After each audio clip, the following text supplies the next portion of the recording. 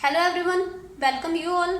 इस वीडियो के अंदर हम बात करने वाले हैं नॉमेनक्लेचर ऑफ हेटेरोसाइक्लिक्स के बारे में। एमएससी के अंदर दो तरीके के हेटेरोसाइक्लिक्स को मेंशन किया है, जिसके नॉमेनक्लेचर के बारे में आज हम देखेंगे।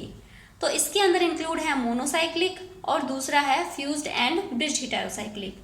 तो जब हम किसी मोनोसाइक्लिक का नॉमेनक्लेचर करेंगे तो हम वहाँ पर हैंस विडमन सिस्टम का यूज़ करेंगे, और जब हम fused and bridge heterocyclic nomenclature करेंगे तो हम वहाँ पर रिप्लेसमेंट नॉमेनक्लेचर सिस्टम का यूज़ करेंगे।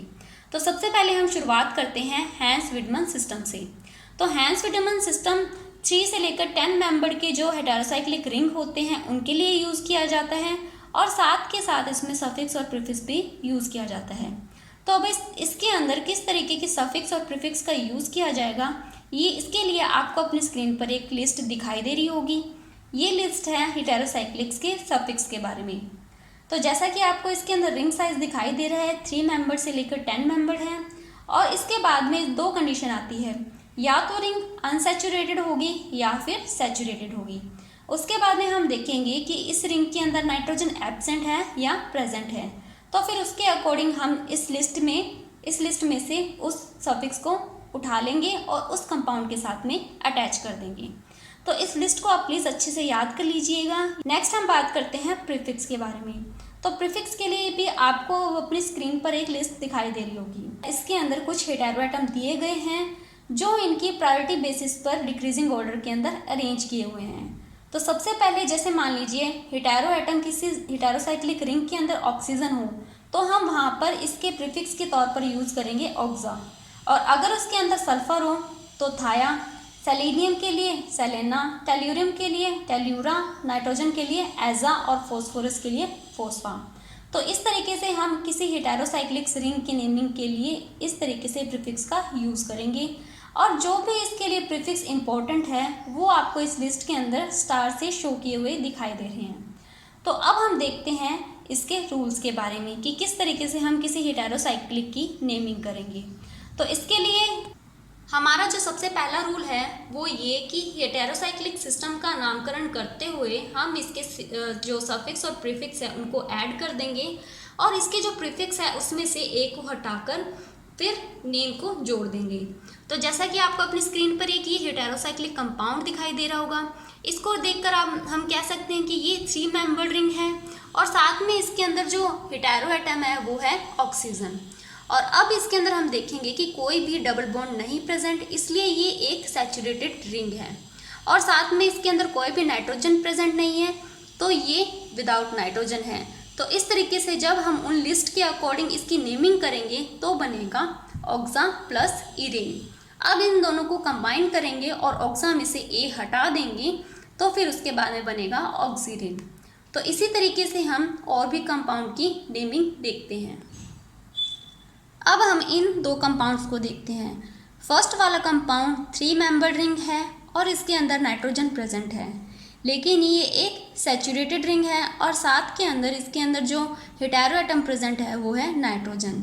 तो इसके अकॉर्डिंग इसका जो भी नेमिंग होगा वो होगा एजिरिडीन। अब हम जो नेक्स्ट वाला कंपाउंड है इसके बारे में देखते हैं। ये एक 6 मेंबर रिंग है और इसके अंदर हेटेरो एटम है वो है फॉस्फर, और ये एक अनसैचुरेटेड रिंग है क्योंकि इसके अंदर डबल बॉन्ड प्रेजेंट है। तो इसके अकॉर्डिंग जब हम इसका नेमिंग करेंगे तो इसका नेम होगा फॉस्फीन। तो इस तरीके से हमने हमारा फर्स्ट रूल देखा, जिसके अंदर हमने देखा कि इनके सफिक्स और प्रीफिक्स को ऐड कर देंगे और उसके बाद में इसके प्रीफिक्स में से ए को हटा देंगे। अब हम चलते हैं हमारे नेक्स्ट रूल की तरफ। हमारा नेक्स्ट रूल बोलता है कि अगर मान लीजिए किसी भी रिंग के अंदर 2 आइडेंटिकल हेटेरो एटम प्रेजेंट हो, तो उस सिस्टम के अंदर हम di, tri, tetra etcetera word का यूज़ करेंगे उसकी नेमिंग करते वक्त। तो जैसे कि आपको अपनी स्क्रीन पर ये एक एग्जांपल दिखाई दे रहा होगा, इस रिंग के अंदर 2 नाइट्रोजन प्रेजेंट है। तो अब हम इसकी नेमिंग कैसे करेंगे? तो हम सबसे पहले इसकी नंबरिंग करेंगे, और नंबरिंग करने के 2 तरीके हैं। एक आपको फर्स्ट वाला जो दिखाई दे रहा है कि 1 2 3 4 5, जिसके अंदर नाइट्रोजन का जो नंबर आ रहा है वो है 1 और 5, और वहीं दूसरी वाली रिंग के अंदर नाइट्रोजन का जो नंबर आ रहा है वो है 1 और 3।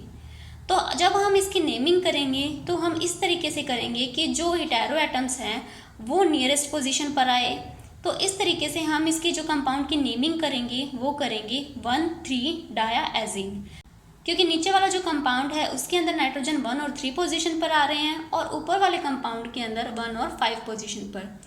तो 1 और 3 जो पोजीशन है 1 और 5 का कंपेयर में नियरेस्ट है, तो इस वजह से हम इसकी नेमिंग है वो नीचे वाली जो नंबरिंग कर रखी है उसके अकॉर्डिंग करेंगे। अब इस हेटेरोसाइक्लिक का जो नेम बनेगा वो बनेगा 1,3-डाईएजीन। इसके बाद में अब हम देखते हैं हमारा थर्ड रूल। थर्ड रूल के अकॉर्डिंग जब मान लीजिए अगर सेम रिंग के अंदर डिफरेंट हेटेरो एटम प्रेजेंस हो तो हम नेमिंग करते वक्त उस हेटेरो एटम को प्रायोरिटी देंगे जो प्रायोरिटी ऑर्डर में सबसे पहले आता है। जैसे कि हमने इसके अंदर जो प्रीफिक्स वाली जो लिस्ट देखी थी उसके अंदर हमने देखा था कि जो सल्फ़र है वो पहले आता है नाइट्रोजन से, तो इसके लिए हम जो प्रायोरिटी देंगे वो सल्फ़र को देंगे और इस वजह से जो इसका नेमिंग होगा कंपाउंड का वो होगा थाया प्लस एजा प्लस ऑल। तो इस वजह से इस हेटेरोसाइक्लिक कंपाउंड का नेम बनेगा थायाजोल। अब हम चलते हैं हमारे फोर्थ रूल की तरफ। हमारा फोर्थ रूल बोलता है नंबरिंग के बारे में। अगर किसी हेटेरोसाइक्लिक्स के अंदर एक हेटेरो एटम प्रेजेंट हो तो हम उसकी नंबरिंग कुछ इस तरीके से करेंगे कि नंबरिंग तो हम हेटेरो एटम से शुरू कर देंगे, लेकिन अगर उस हेटेरो एटम के रिंग के अंदर कोई भी और सब्स्टिट्यूएंट जुड़ा हो तो हम उसे सब्स्टिट्यूशन को इस तरीके से नंबरिंग देंगे कि वो नियरेस्ट पोजीशन पर आए या फिर उसे कम नंबर मिले। तो इस तरीके से हम इस कंपाउंड को देखते हैं और इस रूल को अप्लाई करने पर जो कंपाउंड का नेम बनेगा वो बनेगा 2,5-डाईमेथाइल पिरिडीन। अगर मान लीजिए हेटेरो एटम है 2 या 2 से ज़्यादा हो लेकिन आइडेंटिकल हो तो हम उसकी नंबरिंग भी इसी तरीके से करेंगे कि जो दोनों एटम हैं वो एक दूसरे के नियरेस्ट पोजीशन पर आए। तो इसके अंदर हम फर्स्ट वाला जो कंपाउंड है उसके अकॉर्डिंग नंबरिंग करेंगे, ना कि सेकंड वाले कंपाउंड के अकॉर्डिंग। नेक्स्ट हम बात करते हैं, अगर मान लीजिए 2 या 2 से ज़्यादा हेटेरो एटम प्रेजेंट हो लेकिन वो डिफरेंट हो तो हम उसकी नंबरिंग उनकी प्रायोरिटी ऑर्डर के बेसिस पर करेंगे। तो जो उन प्रायोरिटी के अंदर पहले आएगा हम उससे नंबरिंग स्टार्ट करेंगे और दूसरे को कुछ इस तरीके से नंबर देंगे कि वो नियरेस्ट पोजीशन पर आए। तो इस तरीके से ये जो कंपाउंड है इसका नाम होगा 1,2-ऑक्साथायोलेन। तो इस तरीके से हमारा जो फोर्थ रूल है नंबरिंग का वो भी आई होप आपको समझ आया होगा। अगर वीडियो अच्छी लग रही है तो please like share and subscribe ज़रूर कीजिए। तो अब हम चलते हैं हमारे फिफ्थ रूल की तरफ। फिफ्थ रूल बोलता है कि अगर मान लीजिए मैक्सिमम डबल बॉन्ड के बाद में कोई एटम बच जाए तो उसकी पोजीशन दिखाने के लिए हम वहाँ पर हाइड्रोजन है वो इटैलिक फॉर्म के अंदर लिखेंगे। तो जैसा कि आपको अपने इस एग्जाम्पल के अंदर दिखाई दे रहा होगा, इसके अंदर सबसे पहले जो प्रायोरिटी ऑर्डर आता है वो होता है सल्फ़र का और उसके बाद में नाइट्रोजन का। तो हमने यहाँ पर सल्फ़र से नंबरिंग शुरू की है और डबल बॉन्ड के बाद में जो नाइट्रोजन पर हाइड्रोजन है उसको शो करने के लिए हम इसकी नंबरिंग के साथ में हाइड्रोजन को इटैलिक फॉर्म में लिखेंगे और बाद में इस कंपाउंड की नेमिंग करेंगे। तो इस तरीके से इस कंपाउंड की नेमिंग हुई 4 हाइड्रोजन 1,4-थायाजीन। अब हम देखते हैं हमारे सिक्स्थ रूल को। सिक्स्थ रूल बोलता है कि अगर कंपाउंड में कोई सैचुरेटेड एटम है और कार्बोनिल ग्रुप भी प्रेजेंट है तो उस सैचुरेटेड एटम को अब हम ब्रैकेट के अंदर शो करेंगे। तो जैसा कि आपको अपने इस एग्जांपल के अंदर दिखाई दे रहा होगा, नाइट्रोजन के साथ में एक हाइड्रोजन लगा है जो कि एक सैचुरेटेड एटम है और इसके अंदर सेकंड पोजीशन पर कार्बोनिल ग्रुप भी लगा है। तो इसका नेम बनेगा पिरिडीन 2, फिर ब्रैकेट के अंदर 1 हाइड्रोजन और ऑन। तो इस तरीके से हमने इस कंपाउंड की नेमिंग की। तो ये था हैंस विडमन सिस्टम। अगली वीडियो के अंदर हम पढ़ेंगे रिप्लेसमेंट सिस्टम के बारे में। तो इस वीडियो के लिए इतना ही। आई होप आपको वीडियो अच्छा लगा होगा। अगर वीडियो अच्छा लगा तो please like share and subscribe कीजिए। Thank you.